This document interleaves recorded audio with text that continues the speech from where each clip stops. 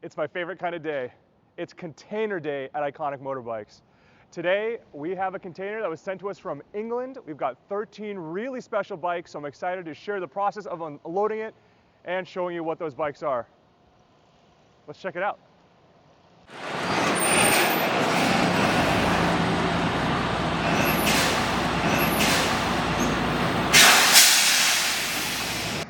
So if you've never unloaded a shipping container before, this is one of the things they use to show that it hasn't been tampered with since the container was closed. It doesn't even look, as Steve pointed out, it doesn't really look that strong or that crazy, but you will need bolt cutters for it. So we're grabbing that, and then we get to open this thing up. Bam! Bam!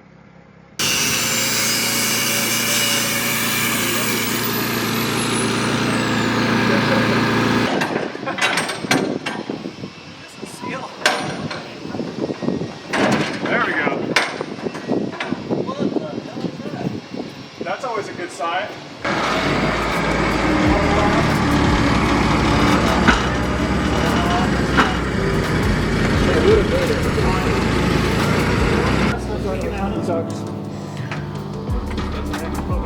Brand new. Yeah, that's all right. First up on the list here is a 1950s, I think a 1953 or so, Ambassador. This is not one of ours. One of our clients bought it and asked if we would help with the transport side of things. So here you go.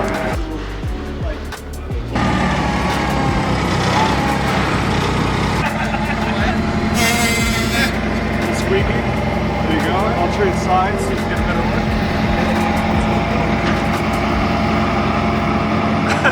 It's real, and there's lots of cool details on this. Check this out. Okay, this is the first one up. Like I said in there, this is not an Iconic owned bike. A client of ours found this in Europe, bought it on an auction online, and then asked if we could handle the transportation to bring it into the country for him. Obviously, we took care of that part, and it is a project, but there's so many cool pieces to this bike. You've got the leg fairings here. I tell you what, if you could come up on this side, I think my favorite part of this bike, actually there's two favorite parts. One, look at the shape of that silencer. Looks like it's a torpedo or something. You got your Villiers engine here, but look at this fuel line with the little corkscrew and the metal. That is gorgeous. So I don't know what the owner's plan is, if he's going to restore this thing, or I have no idea. But it's an Ambassador, uses a Villiers engine, and it is very, very cool. All right, let's keep them rolling.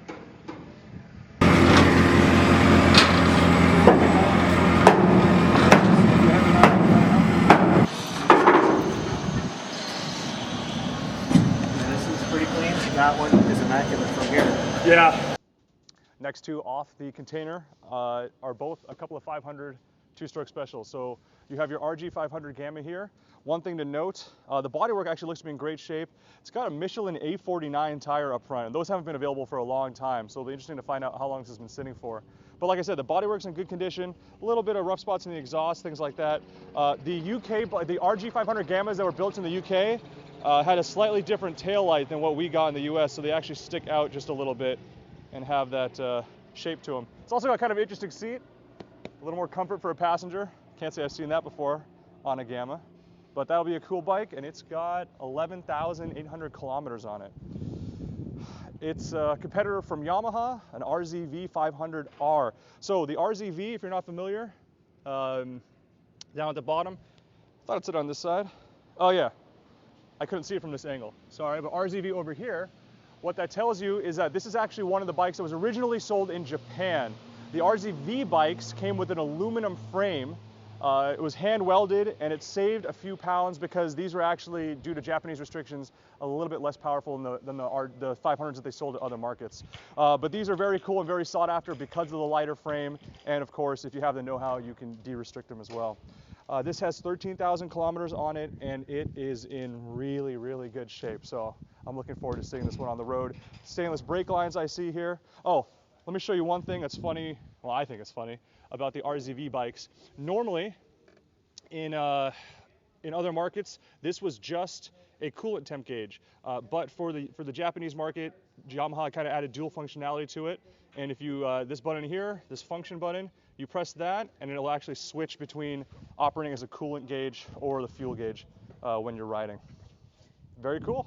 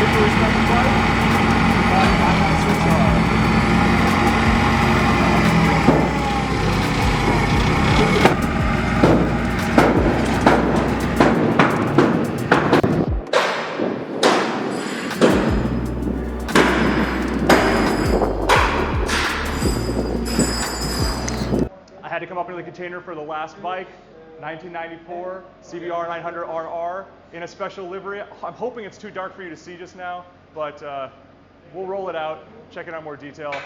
I got to do all the fun glamour stuff, just checking out bikes. These poor guys have been working their butts off to empty this thing, a lot of physical labor. And when you get a container like this, here, let me show you the ground.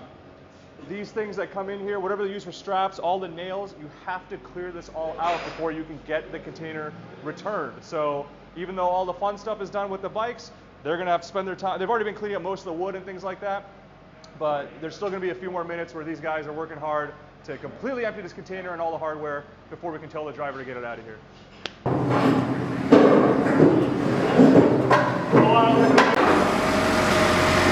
Bikes.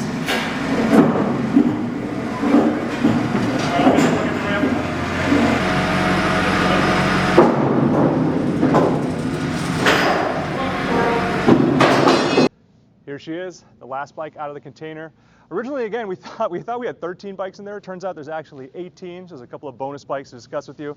But it seems kind of fitting that we finish up with this one because it's a 900RR, which we love here, but it's also a truly iconic livery that we never got here in the United States. Mechanically, standard 900, and what I like about this is you've got the stock turn signals, you've got the stock tail tidy here, the stock exhaust. I mean, this is a highly original bike. It's got 53,000 kilometers, and but it's really the livery that stands out. Out in the UK is where they got one of these liveries. They call them the Urban Tiger. We actually, one of our dear clients and someone that really supports this, even as an investor, loved this paint job so much that he bought a 900RR and bought extra bodywork just to have it repainted to match. People love the Urban Tiger livery, and we're excited that we have like a true OEM one that we can offer up. So let's get this thing in the queue. With that said, we were jumping around. It was a busy day here. There's a couple of bikes that I might have missed or not covered, so I just want to make sure we go through the whole lineup, let you know what's here, and then we can talk about it. So obviously that 900RR, a Suzuki GS 1150EF, the one touring bike in this whole lineup. Gixxer, let's see, is this an 1100? Yes, Gixxer 1100. This one, I'm going to roll out just for a second because it is kind of special to me, but we didn't get a chance to talk about it earlier. This is another 900RR Fireblade. So the US bikes, as I showed earlier, say 900RR on the tail, but these imports say Fireblade. This is a 1992 model. In the US, we first got these bikes in 1993, so this is one that was not available, and this is the paint job that was offered in the 1992 livery. So this is kind of special, again, just like that Urban Tiger, a paint job that we did not get in the US, even a year that we did not get in the US. If you're looking for a first-year Fireblade, this is truly the one to get. In fact, if you look closely at this paint job and then look at what the new CBR 1000 RR-R SP Fireblade that Honda has here, they just did a 30th year anniversary livery paint job, and it's inspired by this. A first year 1998 R1. This one's pretty stock in terms of the pipe and turn signals, things like that. It does have an aftermarket, very deeply red tinted windscreen, but cool to have a first year bike. And I think the rest of these we mostly covered. 1992 J model ZX7, Suzuki Gixxer 750 SRAD with the tail cowl, Gixxer 1100, 2003 Kawasaki ZX7R, the 500 Yamaha, 500 Suzuki, Panigale V4 SP, Ducati 996R, Yamaha YZF 750 SP, 2000, I think a 2003, but again, this is the Kawasaki Ninja in red, a livery that we did not get in the US. This Honda Fireblade, this 900, which I admittedly am gonna have to double check because I don't remember ever seeing this paint job stock, but it looks amazing. And then lastly, the Mystery 900, which started in the US and now is back home. All these bikes have been sitting in the container, have dead batteries, may need fluid flushes, carb cleans, tires, that kind of thing. We have the shop here that can handle it, 5 full-time mechanics that specialize in these kinds of bikes and more. And so these bikes will eventually go up on our auction site, but if there's something that really calls out to you, you might want to try to snag it beforehand. You can leave me an email, abhi, A-B-H-I, @iconicmotorbikes.com, and maybe you can snag one of these things early. Otherwise, thanks for watching. We always love sharing these cool imports that we find. Thanks, guys.